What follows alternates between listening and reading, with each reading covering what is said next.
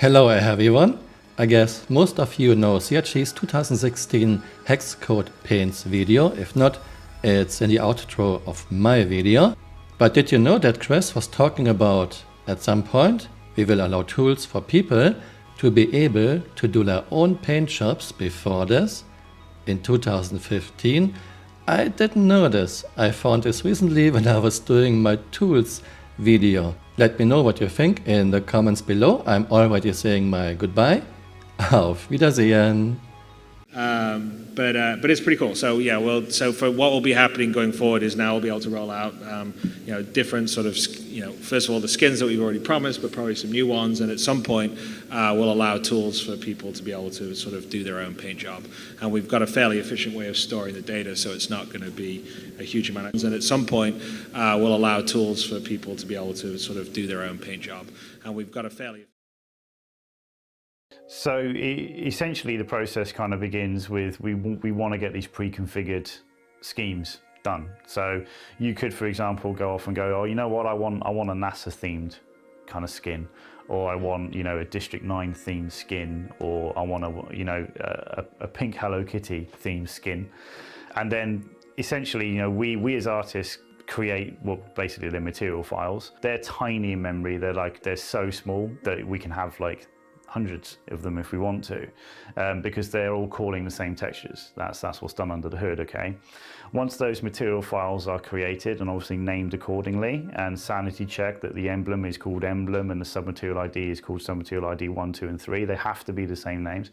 That's then handed to tech design to then kind of set that up with the loadout that they're putting together for that ship.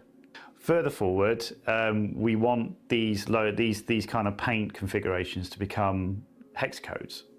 So if you're in like a guild of 20 players, and the clan leader said, all right, this is our paint scheme, there's going to be no guessing work. You get the hex code, you put it in there, and it automatically will say, oh, you know what, we've got matte black against yellow against pink, something crazy, and at every ship in your fleet you can put that hex code on and it will automatically go into that color configuration.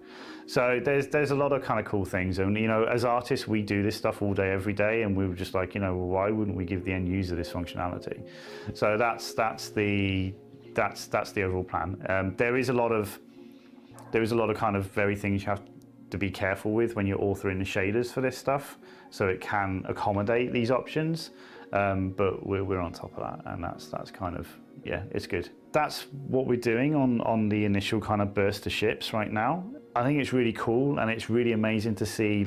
Today I just kind of caught up with the guys and looked at what we're working on for that stuff, and there's a fleet of 50 ships, all with different skins, all with different loadouts, and it injects color into the game. You can have your kind of personal things going on, which is kind of cool.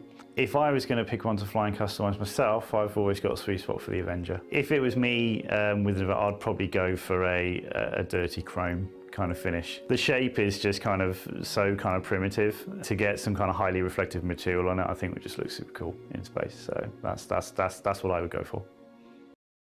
Hey, you're still here. You might want to join me on Twitter. My Twitter account is Camural_SC.